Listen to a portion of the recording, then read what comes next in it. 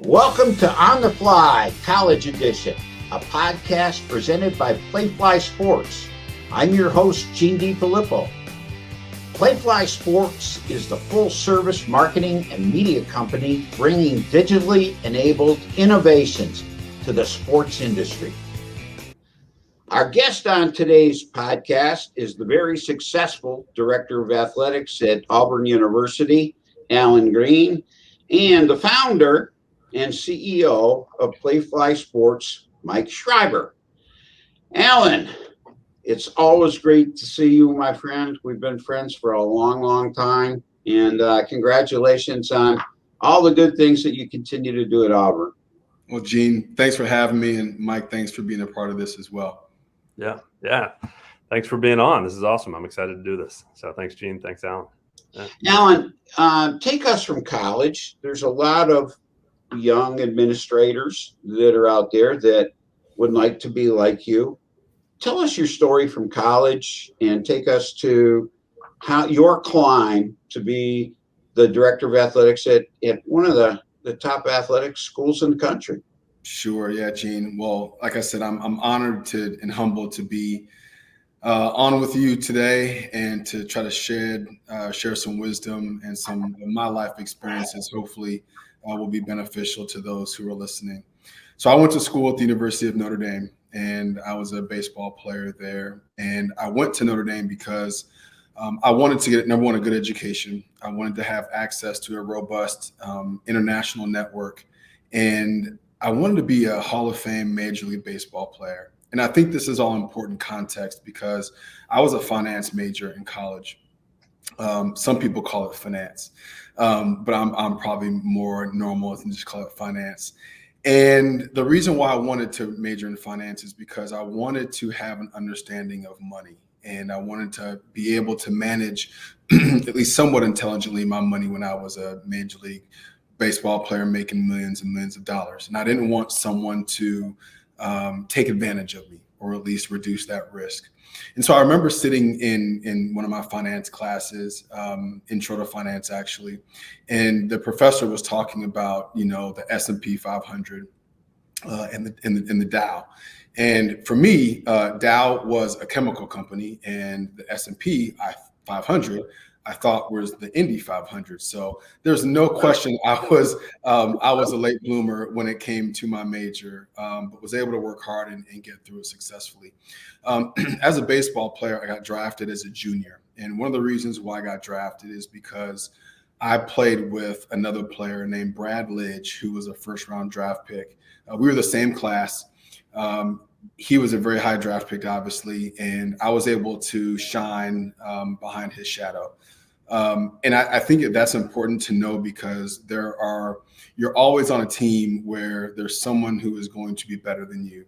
And it's important to use that as an opportunity to be seen, to gain visibility, to gain experience, and surrounding yourself with people who are going to make you better. And I'm very fortunate that I had the opportunity to do that.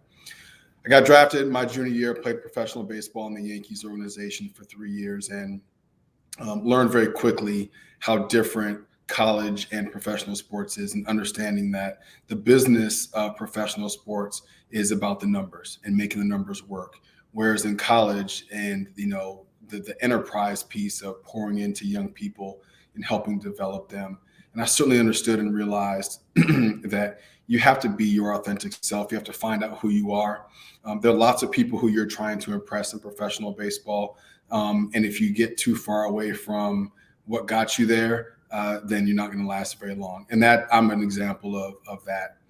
I then figured out that there was more to college athletics than just the equipment person or the compliance person or the academic advisor or the athletic trainer, and discovered that the industry of college athletics is something that's near and dear to my heart for the sole purpose of I enjoy investing in other people. And that's what college athletics allows me to do. And so I worked in the compliance office for 7 years at Notre Dame.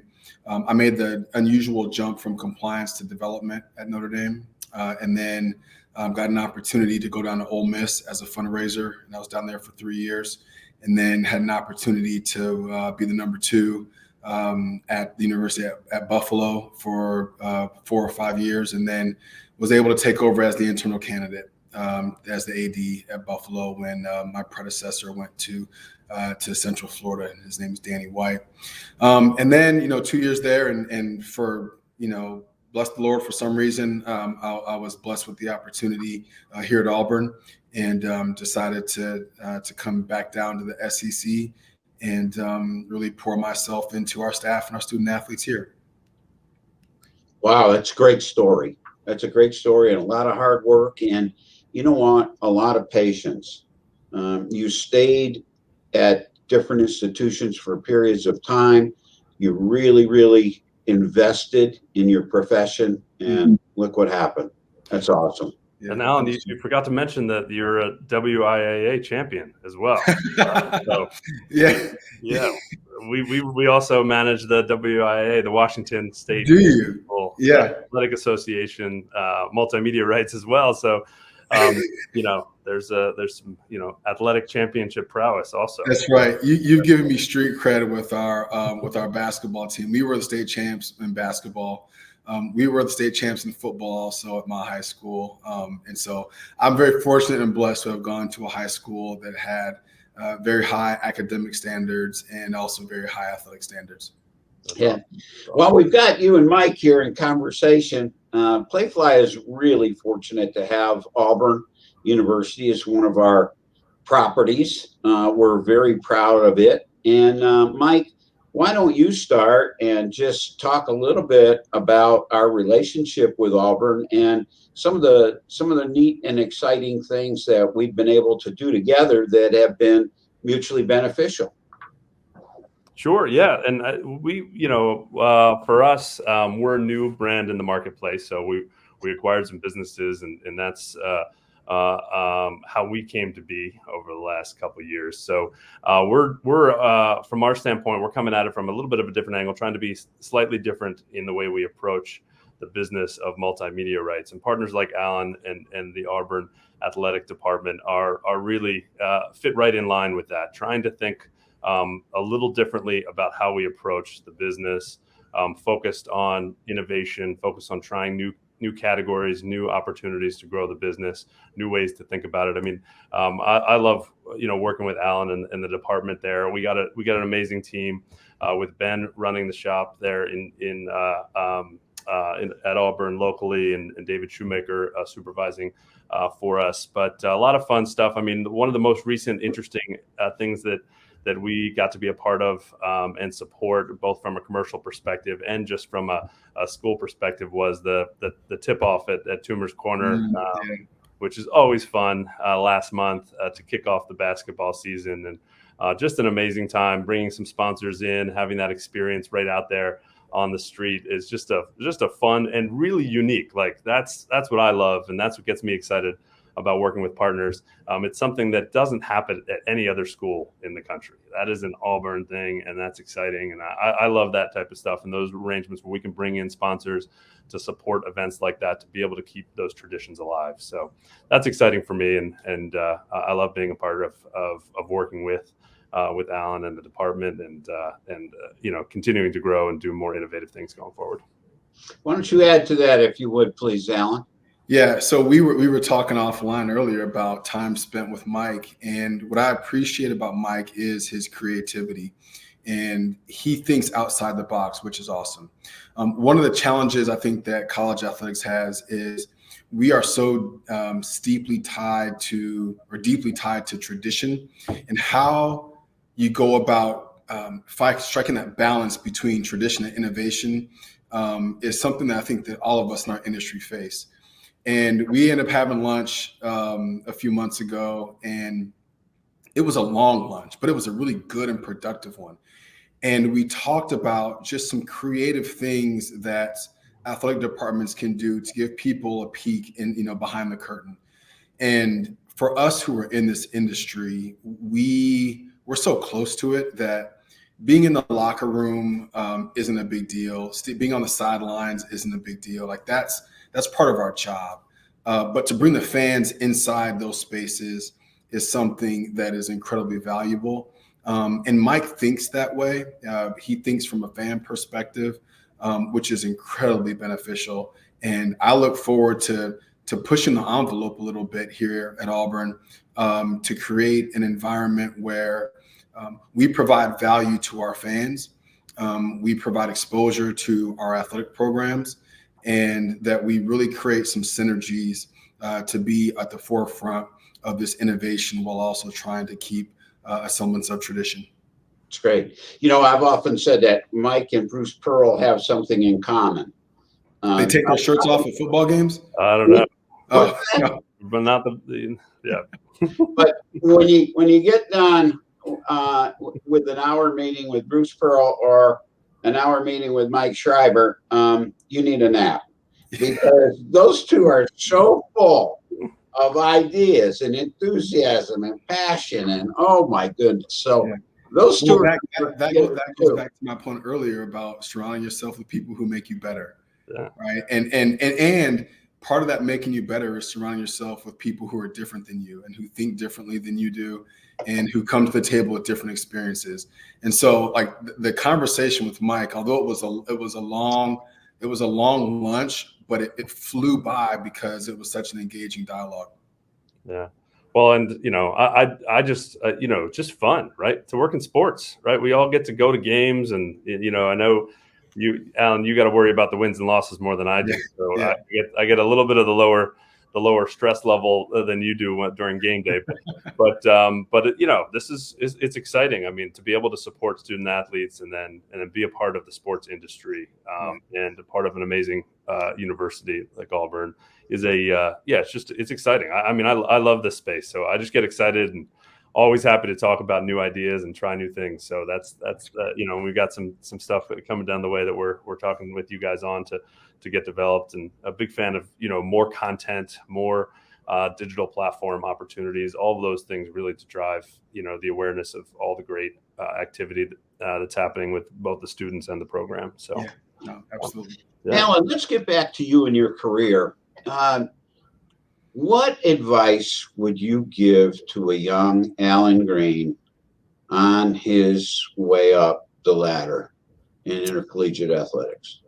Yeah, Gene, you used a word earlier, patience. And as I think about our industry, number one, we move at a lightning quick pace, but that doesn't mean that you have to move through life quickly.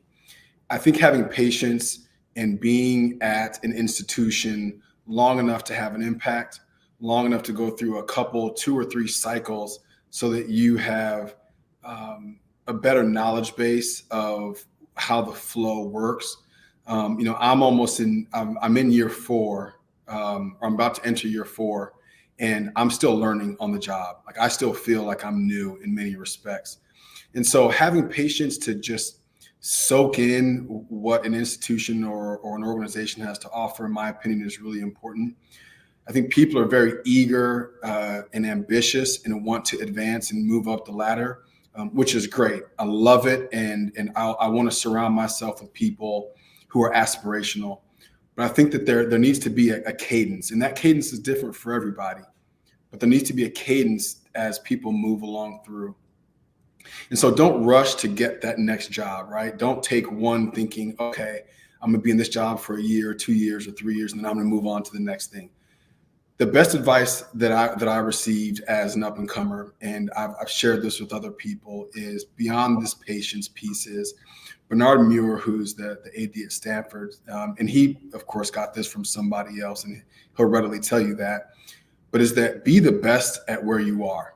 Be the best in your position that your organization has ever seen or ever had. And if you're the best and people know that, then they are going to help you ascend.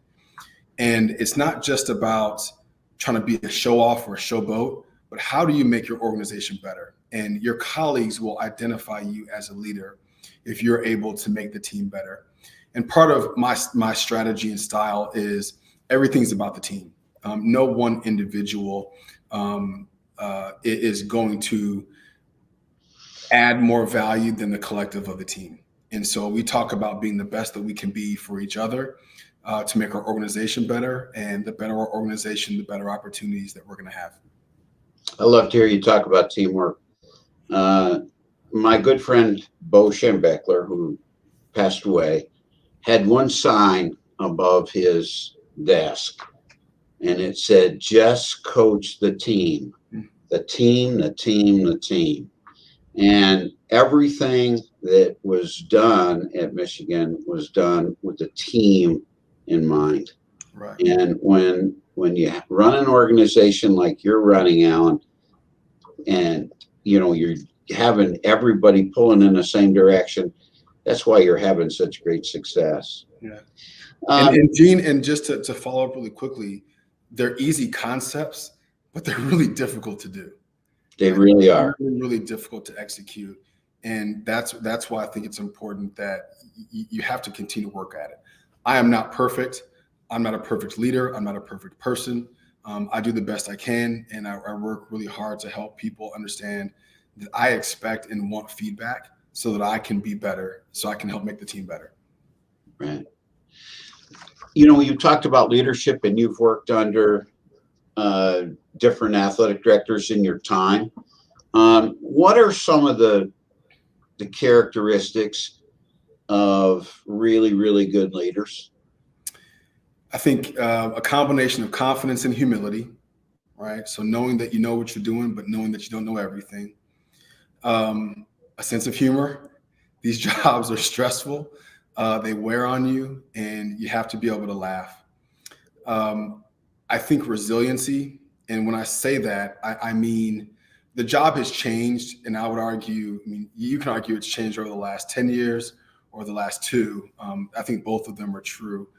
But our jobs as leaders now are different. And that's both as being athletic directors, as being coaches, as being senior level administrators. The job is just different, and the demands are even more. And our output is even more. So when I think of resilience, it's being able to stand in the box. I'll use a baseball analogy, but to dig in the box and take the high heat over and over and over again, and be able to swing at a pitch that's in the strike zone, right? And not be deterred by all the challenges that come your way, because there are lots. And I think being steady, an analogy that someone else had used, and so again, I don't come up with this stuff myself. I borrow from other people. But they said leaders are oftentimes like flight attendants. And if for those for who travel frequently, there's some bumpy rides sometimes, right? And most passengers look to the flight attendant to see if the flight attendant is nervous or shook. And so long as the flight attendant is calm, at least as I'm flying on a plane, then if they're calm, I'm calm. If I see that they start getting a little worried, then I'm gonna start getting a little bit worried. So I try to be like a flight attendant and try to be calm through all the bumpy rides and the turbulence, so that the staff will remain calm. I know there's a lot more attributes that make for successful leaders. I can't capture them all, but those are some of the things that come to top of mind for me when you ask that question. Those are really good points. And everybody wants to work for somebody who's consistent. Having the highs and the lows, that really, really makes you uneasy as a worker. But somebody who is consistent day after day after day, somebody who really cares about you as a person and is willing to learn, I think that's important. And I've learned most everything that I have is something I've learned from other people as well, Alan. And you mentioned being able to laugh. Well, Gene Corrigan, the great former commissioner of the Atlantic Coast Conference, used to say, take your job very seriously, but don't take yourself seriously. Yeah. You got to be able to laugh, and you got to be able sometimes to laugh at yourself. You do. So that's awful good advice. A question that I wanted to ask you that I think is really important, and I haven't asked it to others that have been on the podcast, but he's recently hired a football coach, and he's a highly successful coach, and he's done very, very well so far. But let's talk about in the hiring of coach or deputy AD, when two people are very, very close, you're faced with candidates who are equally qualified or very, very similarly qualified. How do you make the choice as to which one you would choose? Oh, that's an excellent question, Gene. I wish you'd have asked that of somebody else on the podcast. Um, I think understanding what you need is really important. One of the ways that we do that is engage with our student athletes when it comes to a coaching search and try to get a sense of a feel of the locker room. And usually there's a person who tips the scales in one way or the other. The other thing I would say is there are pros and cons to each and every one of us, right? We have different skill sets. And so what is either more valuable or what could potentially be a bigger challenge, and really start to weigh the benefits and the challenges, and try to come up with whatever is in your core values or whatever's what you need the most. Focus on that, and knowing that you're going to give up a little bit of something here or there because something else is really, really important. We've seen some of these things as we look at coaching profiles, whether it's football or volleyball or tennis or soccer or whatever the case may be. Usually there's a profile built, and sometimes it's, hey, I want a head coach. And sometimes it's, oh, I want a top assistant, or, our budget's only this, so we can only afford people in certain ranges. Well, you have to kind of let, I use the term distill quite a bit. You have to distill the things that are important and kind of shake it up and see what settles to the bottom and what stays on top, and then figure out what's of most value to you when you're trying to make those those decisions when there doesn't seem to be a lot of distinction. Great answer. Very good. Thank you. I'm going to ask you one more question, and then we're going to get back and talk a little bit about Playfly and Auburn University. But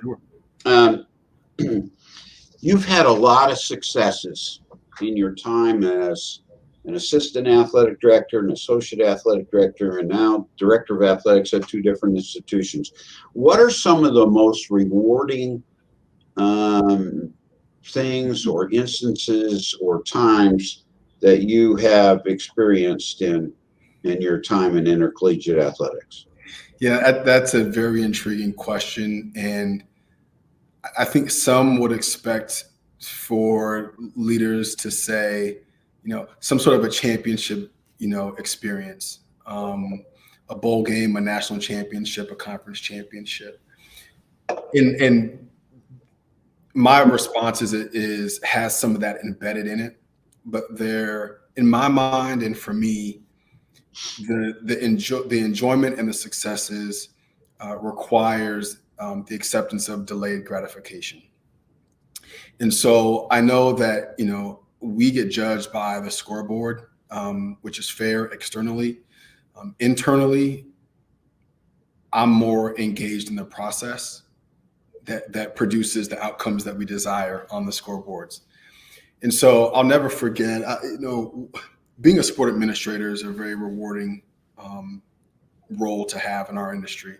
And being a part of a recruiting process of a student athlete, watching that student athlete go through their freshman, sophomore, junior, and senior year, and then at the senior ceremony, seeing these highlights, if you will, and this maturation, I almost broke down into tears. There was one time where a student athlete had such tremendous growth, and being a small part of helping that student athlete grow was remarkable, and just it warmed my heart so much.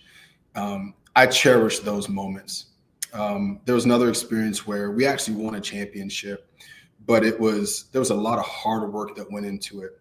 A lot of people questioning, a firing and a hiring, questioning some of the methodologies and some of the practices to work to rebuild a program.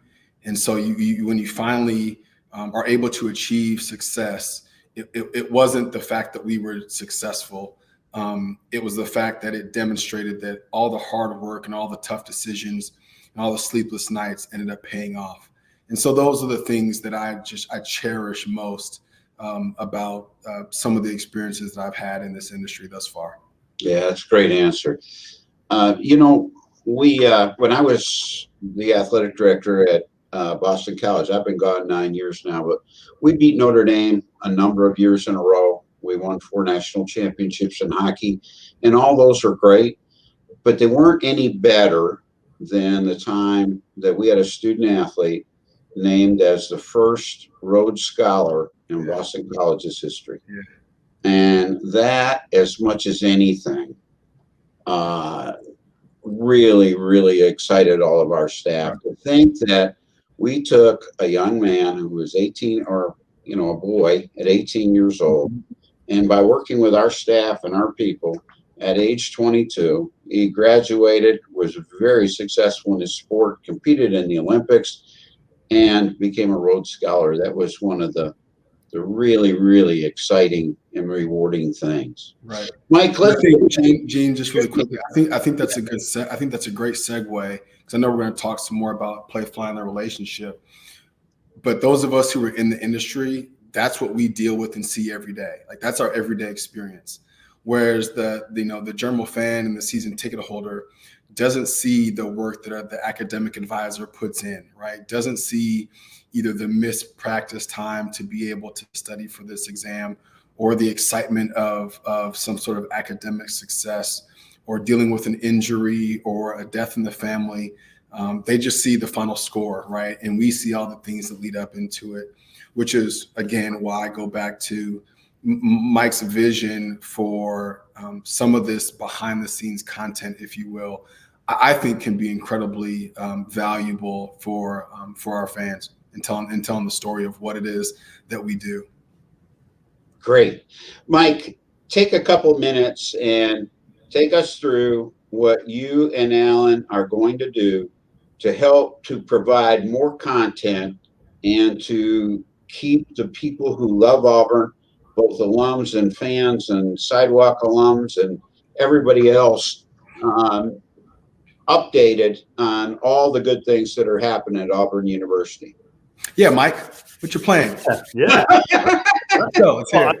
Hey, to be honest, I mean, you guys are like on a roll, right? I mean, basketball kicked off last night, right, with a win, right? You got the football team, squarely in sort of the competition top 25. I don't know, I think maybe this week 17, something, really great looking team. And then I think gymnastics is about to start with one of the most famous gymnasts in the whole world. Right. If I remember correctly, that's about to kick off with Suni Lee and the Auburn gymnastics team. So, I mean, forget Playfly for a minute. Wow. Auburn, right? I mean, it's just an exciting time to be partnered with you, Allen, and the school and the program, right? It's fun. I mean, I don't know. I just get excited. So, I mean, lots of ideas, lots of things we can, do together. I really believe in, Allen, you mentioned this as well, but, content rises all boats. I just think, we really want to invest with you guys in more content. I mean, we're doing it right now. This literally is content. We are producing content at the moment, right? This is a podcast that we're doing together. This is more of a, industry leadership focused a podcast, but this is the type of stuff. This is not hard, right? And we can elevate the game. Not only can we get it, paid for by sponsors and partners, but we can elevate the game here in terms of really communicating. And I always say this line, which is content equals marketing, right? So whether we're trying to raise the awareness of a certain athletic team at Auburn for the purposes of recruiting, for the purposes of fan engagement, for the purposes of driving revenue and really telling the stories. Storytelling is a big part of that. I think all boats rise with that tide, and so I get bullish on developing those types of things, because really the more engagement you have, the more opportunities to create revenue, to feed the back down to all the great programs that are supporting student athletes at the school. So, but I almost want to like forget the Playfly, corporate mumbo jumbo stuff. Like, let's get back to like the amazing activities that are happening right now. I'm excited. I you know what, the funniest thing is, I'm not a big like gymnastics watcher, but like I'm excited. Like, so something's happening. There's, and it's fun, but I don't know. Well, they're a part of our team now, so we're excited at everything. Right, right. That's for sure. Yeah. Allen, is there anything that, first of all, you did a fabulous job. I knew you'd be good, but you were fabulous. This is really, really good for young people. Is there anything else that you want to say that we forgot to say or that we didn't ask you or that you think is important for people out there to hear? There's a couple things as we've had this dialogue and as I've thought about this conversation is emotional intelligence. And so I'm sharing with you what I would share with someone who's, you see these blue chairs behind me. These are like the chairs where staff come in and we just sit and have a conversation. And so I'm telling you what I would tell them or what I have told our staff who are looking to progress in this industry. And that is emotional intelligence is something that I think we all need to pay a little bit greater attention to. When we think about, just the state of our country, the sensitivity that everybody has around lots of different things, being able to read the room and being able to understand when to push, when not to push, how to push, how to engage. It goes back to that saying of it's not what you say, but it's how you say it. Those things mean, I think, a heck of a lot more now than they did, 3 years ago. And so, if you just Google emotional intelligence, you'll see leadership, examples of emotional intelligence, ranging from 1 to 2 from a wide variety of experts. And they all kind of hone around the same thing, and that is relationship skills and being able to be, in my vernacular, a good teammate. So that's really important. I think embedded in this emotional intelligence is self-awareness.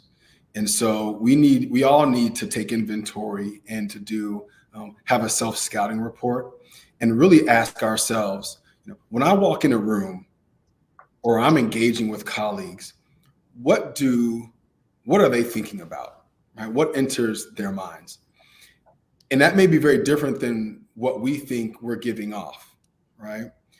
There was a question asked of me on a panel a couple of weeks ago, and it was about, how do you handle a colleague that is doing things that frustrate their peers? And my response was, in some cases, a little bit snippy, was, well, you tell them, right? And it's like, well, okay. Well, clearly, if someone's asking that question, they haven't addressed that issue with their colleague. And I said, well, what if you are that person? What if you're the person who is frustrating the rest of your staff? Would you want to know? And you kind of saw some heads nodding. I said, well, if you would want to know, then I think it's incumbent upon you to then share that information with a colleague. If you truly want what's best for them, and if you truly want what's best for the team, then those are the types of conversations that you need to have. And a lot of that starts with that self-inventory.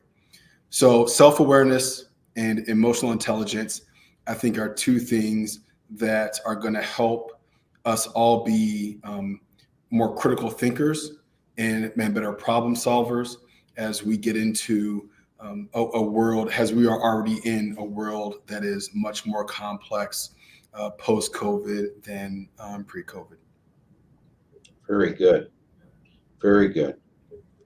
Mike, anything else?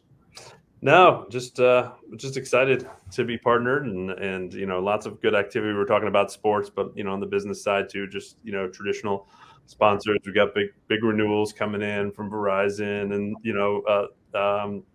Great Southern Wood and lots of new campaigns. Even I think we got a new one from Visit Myrtle Beach and a bunch of stuff. So it's really flowing. The model's working, the teams are working great together, and just love to follow great leadership like you, Allen. Well, this podcast we're at a time limit now. This podcast is over. I want to thank Mike Schreiber for being on the call with us, and I want to thank the great director of athletics at Auburn University, Allen Greene, for being with us. We're out of time on this week's On the Fly College Edition. I'm your host, Gene DeFilippo. Thanks for your time this time, and we'll see you next time.